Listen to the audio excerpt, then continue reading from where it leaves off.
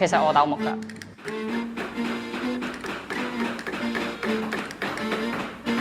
冇得解㗎，因為中意咯，中意就係中意啊，冇得解嘅。啊，好少見到有女仔做呢行嘅喎，女孩子都唔一定輸蝕俾男孩子啫。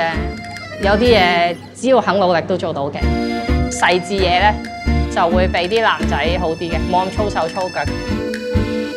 見到屋企隻門，咦好似鬆鬆地喎，又搞搞佢，喂嗰度甩咗啲油喎，又自己補補佢，已經係生活嘅一部分。木係有生命嘅嘢嚟嘅，但係木材始終就係木材，佢就係會變化，呢個先至係佢最引人入勝嘅特質。呢個位其實係林師傅嘅。木咧係有生命啊！呢個時間空間點樣去演繹佢咧？嗰個人識唔識得去自己去愛惜自己嗰個技巧啊、方法啊，從而咧令到舊木去發揮佢自己嘅功能啊！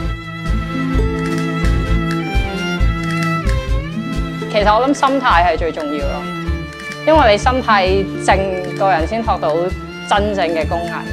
如果唔係，其實空有工藝，你冇品德亦都唔得，所以並存嘅兩樣嘢。空間、安全意識呢個最緊要。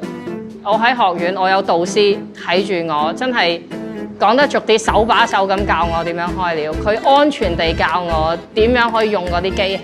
呢個就係學院俾到我哋嘅空間，俾我哋犯錯嘅空間，俾我哋試嘅空間。失敗一次兩次，咁總係會有曙光嘅。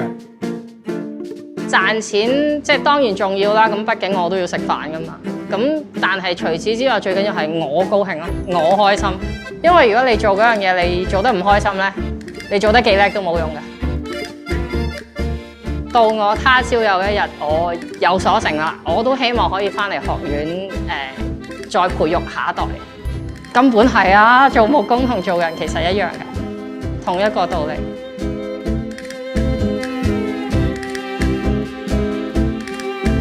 要自己去揾自己嗰片天空咯。